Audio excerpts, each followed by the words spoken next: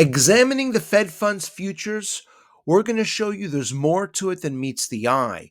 Now, the vast majority of the analysts out there believe that for the September Federal Reserve meeting, we're going to get a quarter point cut. There's a 66% probability, according to the Fed funds futures, the Federal Reserve will only cut rates by a quarter. There's a 34% chance that they'll cut rates by half.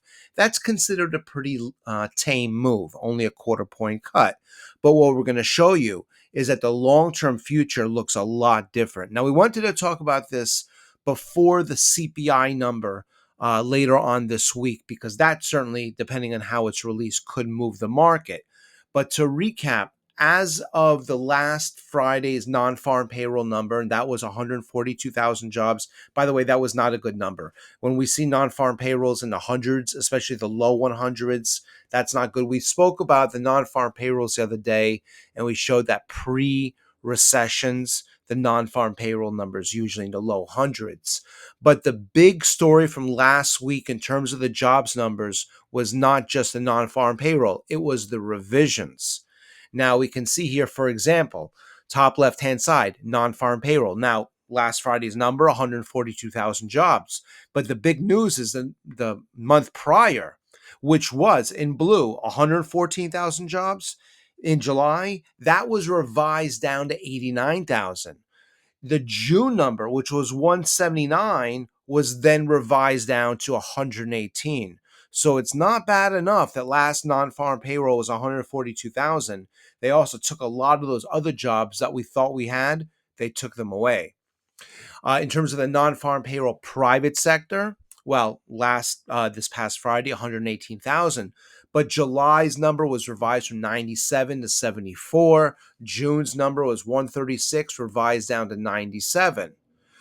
We can see here in terms of non-farm payroll goods, 10,000. Not a big segment of this report, but nevertheless revised in July from 25 to 20, and the June number from 11 down to 2. We also have non-farm payroll services. Last Friday was reported 132,000 jobs, but the July number, which was at the time 89,000, was revised last week to 69. June's number of 168 down to 116.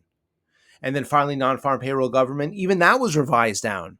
Last Friday, the August number was reported at 24,000, but the July 17,000 was ratcheted down to 15, the June 43 down to 21. So we're looking at this, and we know the Federal Reserve has two big numbers that they watch: jobs and inflation.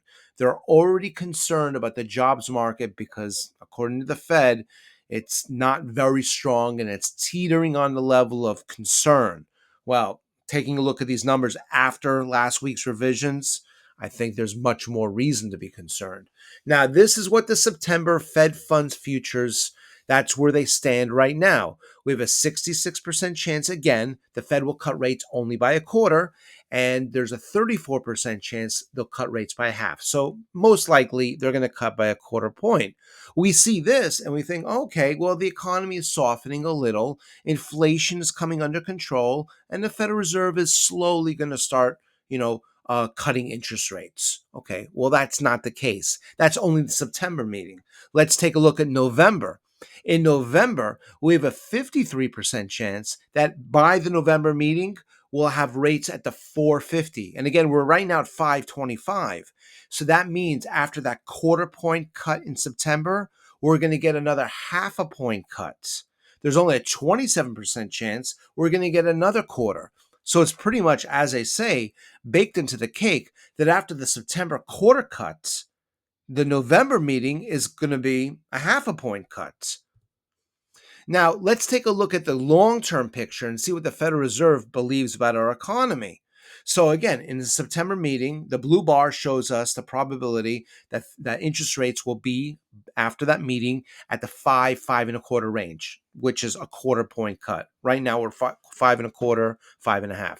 So there's a 66% chance of a quarter point cut. But by the November meeting, there's a 53% chance. That's the highest probability for the November meeting.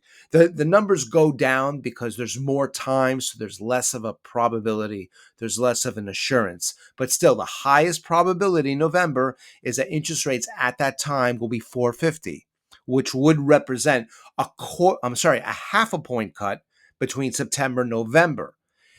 By the December meeting, the highest probabilities show us that we'll be at 4%, which would represent another half a point cut. So again, a quarter in September, half in November, half in December.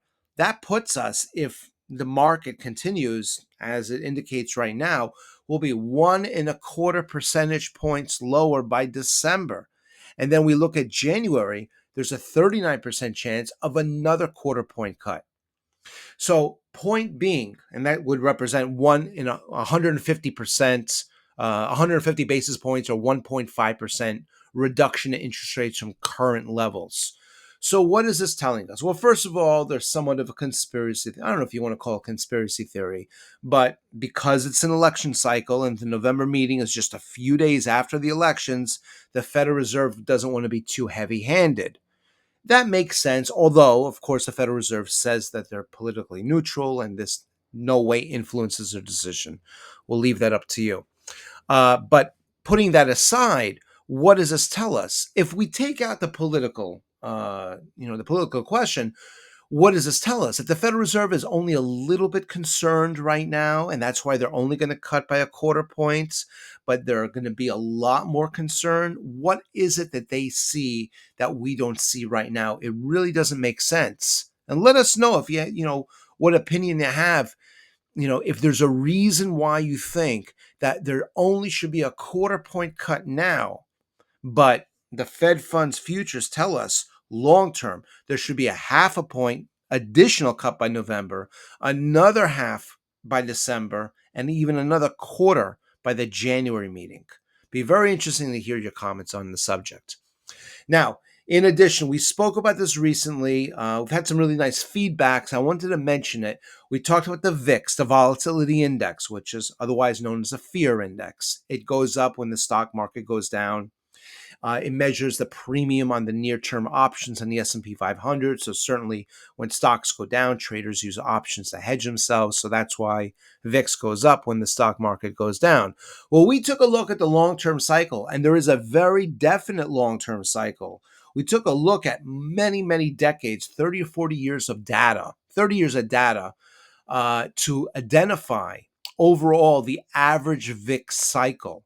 And we can use this information, if the averages hold true, to anticipate likely stock market trends that may ensue. And if we want to just play the VIX on its own, this, I think, is a good basis to do so as well. So we'll place a link for that video as well. And I think that you'll find what we found here to be quite interesting. We hope this has been helpful. We look forward to seeing you back soon.